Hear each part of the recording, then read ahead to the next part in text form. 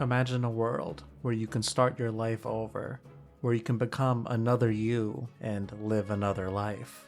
A world where you can make your avatar whatever you want. A world with over 5 billion registered users. A world that not only feels like a true escape from reality, but also an extension to it. This world is what Mark Zuckerberg thinks the metaverse will become. A world where you can virtually do grocery shopping in a Walmart. A world where you can virtually get scolded by your bosses. This is what he thinks will change society forever.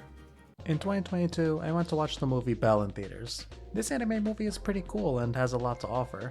If I were to describe it in a single sentence, it's basically Beauty and the Beast but anime, with a virtual reality twist. I've watched my fair share of anime movies in theaters, and while I can say the music is really good in those movies, I mostly mean the stuff you hear in the background is really nice and adds to the tone of the movie. But Belle is different. Music in this anime is actually them doing musical performances that are expertly done. It really captures that feeling of a Disney musical. I don't know what else to say because they literally do a Beauty and the Beast song and dance performance. They really just copying the whole flow out here, bar for bar. For the record, I think most actual Disney movies are better than Belle, both in storytelling and musical performances. But what gives Belle its charm and sets it apart is the virtual reality element that it has going on for it. I really like what the movie was trying to say and how it said it. There are some genuinely real, raw, and powerful moments in this film. Like, within the first 10 minutes, they have a scene where this girl's mother risks her life to save a little girl across the river when everyone else was too afraid to step up. And this girl's daughter is just begging for her mother not to go, but she can't just let a little girl die in front of her. She thankfully saves the girl, but unfortunately, the mother doesn't return. This scene is honestly perfection. You can feel and hear the desperation and despair from this child.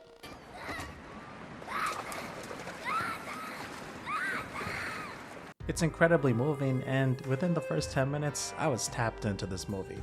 The follow-up scene is just as powerful. The news articles online, as well as the daughter, keep asking, why save a stranger's daughter and die, leaving your own daughter now motherless? The main message of this entire movie is that even though it may seem stupid on paper, sometimes you gotta do the stupid thing to save someone.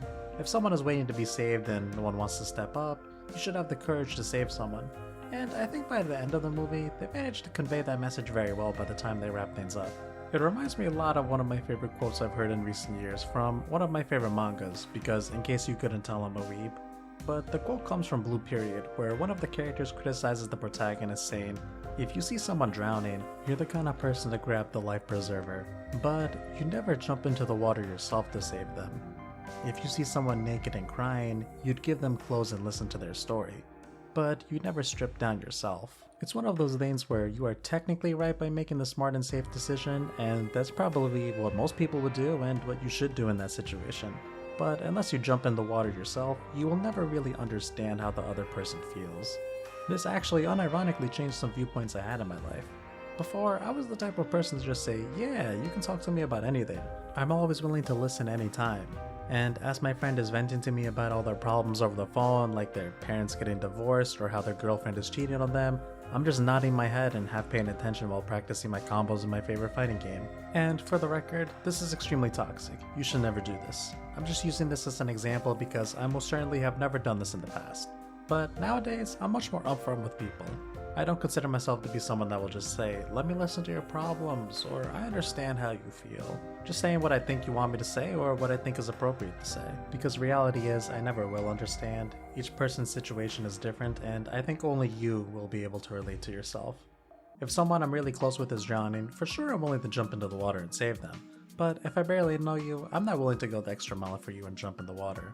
I'm not gonna fake and pretend I will, I'll just grab the life preserver. And this movie is basically the jump in the water to save someone from drowning scenario. In fact, quite literally. The movie says that you shouldn't just watch from afar and not to be afraid to go out there to save someone else when no one else will. And while I'm not someone that would jump in, I think the message of you should have the courage to risk your life for a stranger is a really cool thing for the movie to say. I think what the movie also does really well is highlight the good parts about the internet. Our viewpoint about our online environment is for the most part extremely negative. The internet is a pretty messed up place. We live in a world where I can say, happy I just woke up, and some stranger online I've never heard of can reply, I woke up broke and woke up to no bitches, completely out of pocket and uncalled for, causing my whole day to be ruined. And Belle really highlights the positives of having an avatar and an online persona. We often think having an online avatar or online personality is mostly negative. Belle really highlights the positives your online persona can have. For example, the main character of the movie is the daughter who had her mother drowned to save the life of another. She used to really love music because of her mother, and because of this trauma, she's no longer able to sing. So, by creating an online avatar, she's able to sing again where she's unable to do so in real life. There's a lot of bad things that can happen with the relationships online, such as catfishing, parasocial relationships, finding out your favorite VTuber looks like Trevor Phillips IRL. Online relationships do be scary, but we never really think about the positive impact it can have on people. Belle's main character using her avatar to not necessarily cure her trauma she suffers from in real life, but being able to perform and socialize online where she has trouble doing so at school shows that the internet isn't inherently a bad thing. There's also real life examples where someone is disabled and can't leave the house that much, so being online is where they do most of their socializing because they can't go outside as frequently.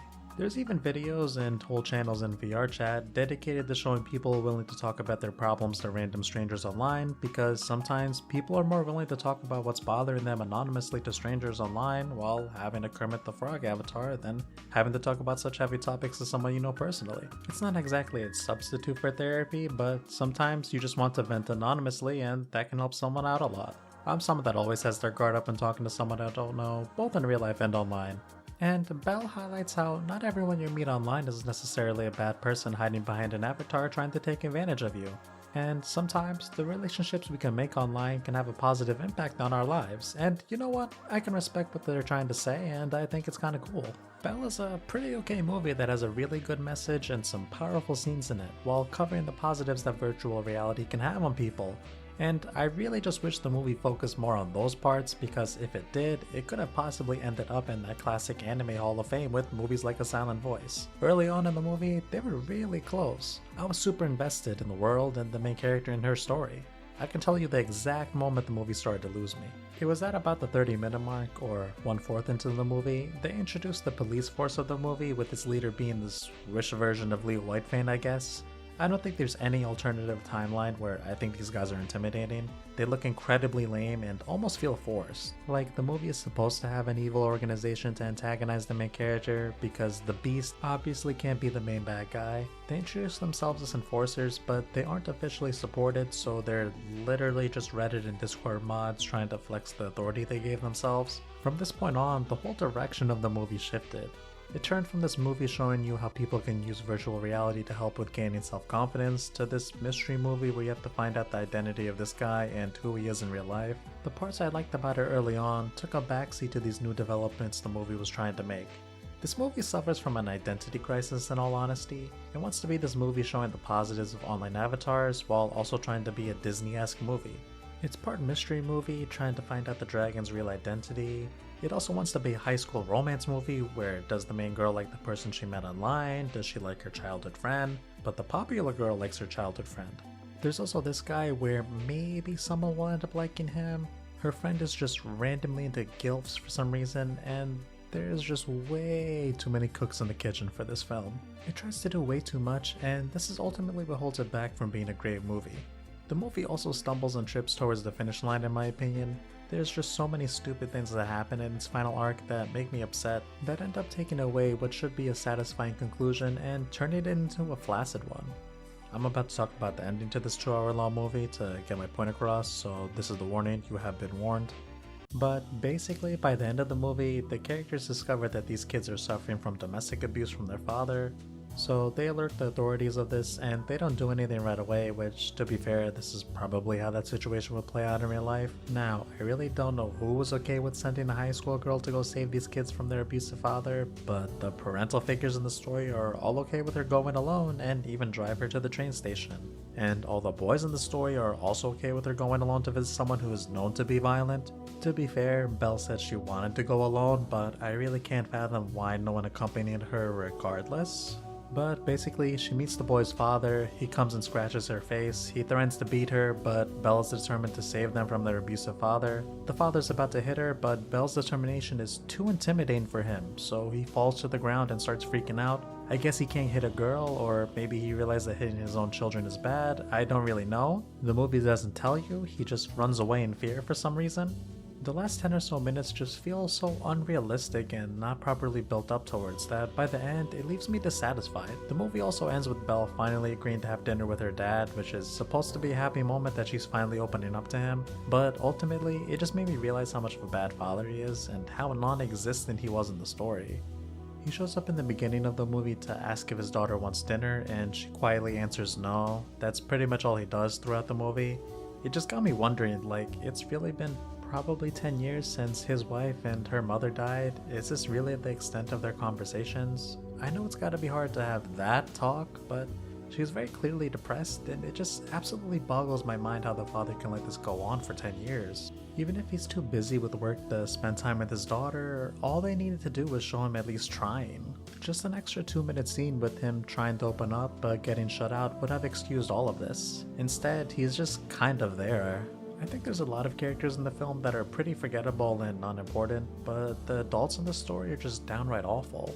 This guy just feels like someone that's evil for the sake of being evil with no reason for doing so. And when confronted with someone who is basically just a VTuber, he gets completely defeated for the sake of the plot.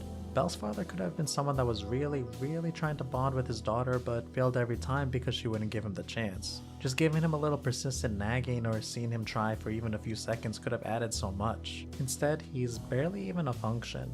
Like, his whole purpose is to show you that this high school girl doesn't live alone. It's kind of disappointing because I think the movie could have been so much more. But despite its many flaws, what Belle does well, it sure does well. There's a lot of rough edges here and there, but there's also some real standout parts in the film. There's definitely a bunch of other anime movies you're better off watching, but overall, Belle's aight.